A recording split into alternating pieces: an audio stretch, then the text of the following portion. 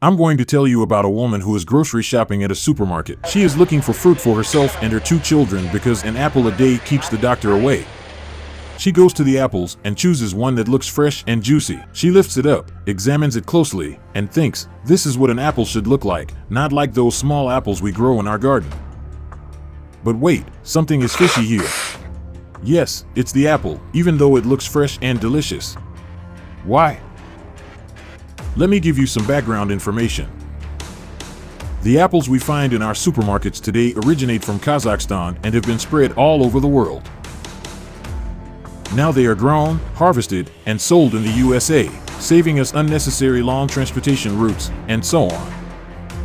But let's be honest, have you ever eaten an apple from your own garden? It probably didn't look as perfect as the apples in the supermarket, maybe even had some spots or was a little brown. But after the first bite, did you experience a taste explosion or not?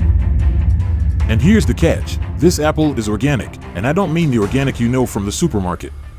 I mean truly biologically and naturally ripened, without pesticides or genetic manipulation. That means your body is getting vitamins and minerals that it doesn't get from conventional apples. This is true not only for apples, but for fruit and vegetables in general. There is a significant difference between store-bought and self-grown fruit and vegetables.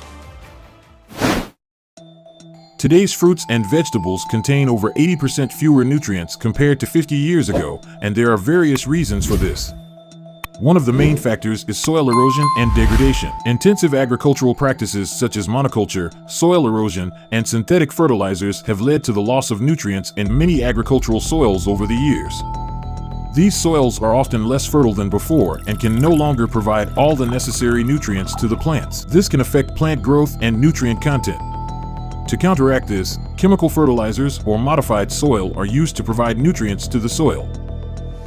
In natural ways, wild animal dung or decomposing dead plants naturally provide nutrients back to the soil, which are then given to the plants. However, the process is artificially accelerated and replaced. Another factor is the harvesting time. Modern agricultural practices often aim to shorten harvesting times and make plants grow faster to maximize yields. This also affects the nutrient content of the plants, as they do not have enough time to absorb all the necessary nutrients before being harvested. Fruits like apples and bananas are harvested while still green so they can be stored for up to a year or ripen before arrival at the supermarket. So, where will the nutrients come from? The soil and the sun are the main factors for vitamin-rich and healthy fruits and vegetables.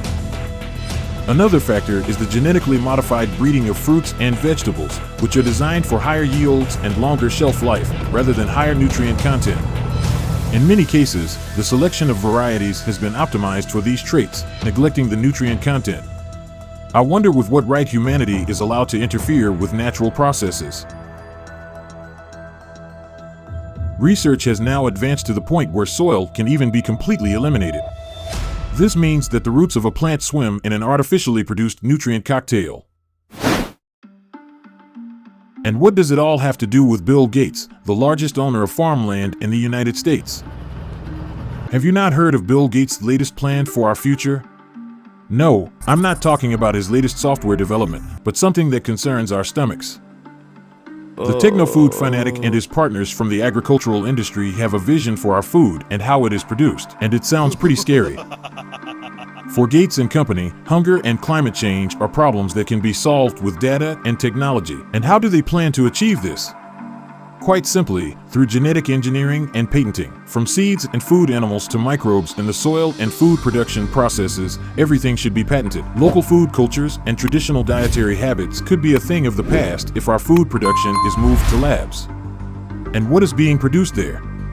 Fake meat and ultra-processed foods. Yummy, right? What do you think about Gates' plan for our future food? Let me know in the comments. Gates would achieve a monopolistic position where he determines our menu and all its ingredients. After the extinction of traditional farmers and the expansion of his laboratory crap, he could gain immense power in the world. We should all be alarmed by this prospect. I don't know about you, but I'd rather rely on my own vegetable garden for sustenance than become dependent on fake meat, patented foods, and genetically modified vegetables. And when I'm hungry, I'd rather indulge in traditional dishes than fill my stomach with a lab-produced product.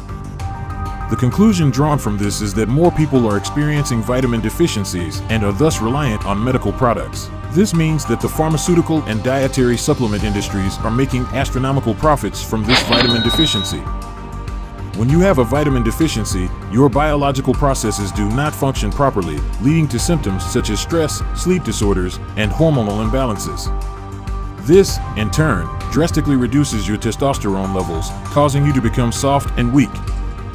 So, if you truly want to be healthy and do your body good, get your fruits and veggies from organic farming or self-grown. And the next time you're in the supermarket, remember, not everything that glitters is gold. Thanks for watching, and don't forget to kiss the like button and hit subscribe. I'll catch you next time. Cheers.